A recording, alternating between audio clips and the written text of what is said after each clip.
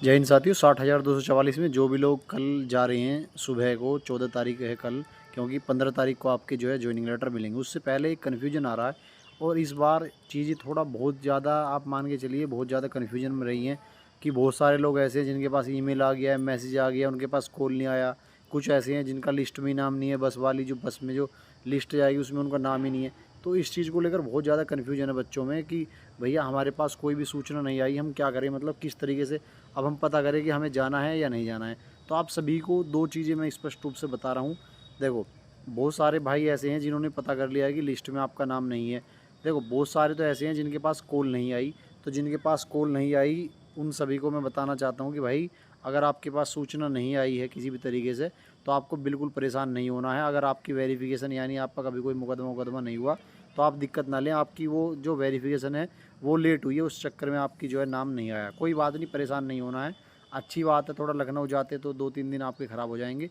परेशान नहीं होना। आप 17 तारीख में अपने जेटीसी सेंटर पे आपको पहुंचना है और वहाँ क्या होगा, वहीं आपको ज्वाइनिंग लेटर आपका दे दिया जाएगा। उसमें कोई बिल्कुल भी दिक्कत नहीं है। दूसरी चीज़ है जो मेन है वो ये है कि भाई जिनके पास मतलब एसएमएस आ गया है या ईमेल आ गई है तो वो क्या करें। तो उन सभी को भी मैंने ये चीज़ बताई है कि भाई जिनके पास कॉल या एसएमएस आ गया है, मतलब जिनका लिस्ट में नाम नहीं है, क्योंकि किसी के पास कॉल भी आ चुकी है लेकिन उनका लिस्ट में नाम नहीं है, तो बहुत अलग तरह का कन्फ्यूजन है। तो आप एक बार पता कर लीजिए। अगर आपका लिस्ट में नाम नहीं है तो आप भी परेशान ना हो। आप भी अपना जेटीसी सेंटर पे, आपको भी 17 तारीख में अपना जेटीसी सेंटर पे जाना है। वहीं अपनी मतलब आपकी जो है आमद करा दी जाएगी। परेशान नहीं होना, क्योंकि बहुत सारे भाई ऐसे भी हैं जिन पर कभी कोई मुकदमा नहीं हुआ, जिन पर कभी कोई इस तरह की चीज़ नहीं हुई, तो कोई एफआईआर नहीं हुआ, कुछ नहीं हुआ, लेकिन उनको भी वेरिफिकेशन के लिए बुलाया, उनको भी जॉइनिंग लेटर के लिए लखनऊ नहीं बुलाया गया। तो आप सभी परेशान ना हो। जिनको नहीं बुलाया गया है और उनका मामला बिल्कुल क्लियर है, उनकी वेरिफिकेशन वगैरह बिल्कुल सही है, तो आपको जेटीसी सेंटर पे आपको पहुंच जाएंगे, आपको वहीं पे मिल जाएगा। क्योंकि ये आपकी गलती नहीं है, ये विभाग की थोड़ी सी लेट हो जाती है चीज़, जैसे एलआईयू वाली रिपोर्ट। क्योंकि बहुत से आप सभी जानते हैं कि बहुत सी जगह क्या हुआ है कि वहाँ पे एलआईयू की मतलब उनकी बहुत सारे बच्चों की एलआईयू वेरिफिकेशन नहीं हुई है। तो वो उन्होंने मतलब ऐसा हुआ एलआईयू वाले आपके पास नहीं आए, लेकिन उन्होंने डीसीआरबी जो होता है डीसीआरबी भी चीज़ें मतलब उन्होंने पता करके और मतलब उन्होंने वहीं से आपकी जो रिपोर्ट लगा दी। बहुत से ज़िलों में ऐसा हुआ है क्योंकि टाइम लोगों को, क्योंकि टाइम इस बार नहीं मिल पाया इतना। ठीक है, तो आप सभी को बता रहा हूँ जिनके पास कोई सूचना नहीं आई है आप परेशान ना हो। आपको 17 तारीख में जाना है कहाँ, अपने जेटीसी सेंटर।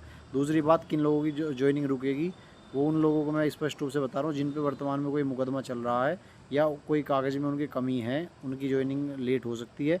वरना जो दोष मुक्त हो चुके हैं, जिनकी जिनकी वेरिफिकेशन भी हो चुकी है, एलआईयू वेरिफिकेशन भी हो चुकी है, वैसे ही पुलिस वेरिफिकेशन, तो उनको किसी भी तरह की कोई प्रॉब्लम लेने की ज़रूरत नहीं है, क्योंकि उनका उनका आराम से हो जाएगा। ठीक है, जेटीसी में आप जब जाएंगे तो आपको वहीं पे, क्योंकि देखो ज्वाइनिंग लेटर चाहे लखनऊ मिलो या कहीं भी मिलो, जब तक आप अपनी जेटीसी में जाएंगे, जेटीसी में ही जाने के बाद आपकी ज्वाइनिंग होगी और आपकी सैलरी उसी दिन से मिलनी शुरू होगी। ऐसा नहीं है कि ज्वाइनिंग लेटर मिलते ही आपकी सैलरी मिलनी शुरू हो जाएगी। जो सैलरी आपकी तभी मिलेगी जब आपकी जेटीसी में आमद हो जाएगी, जब आपकी जो फाइल है वो जेटीसी वाले जनपद में पहुंच जाएगी। तो आशा करता हूं कि जितने भी आपके डाउट हैं वो सभी क्लियर हो गए होंगे। अगर अब भी कोई डाउट है तो भाई कमेंट में आप बताइए और चैनल को ज़्यादा से ज़्यादा सब्सक्राइब कीजिए, वीडियो को ज़्यादा से ज़्यादा शेयर कीजिए। ठीक है भाई, जय हिंद।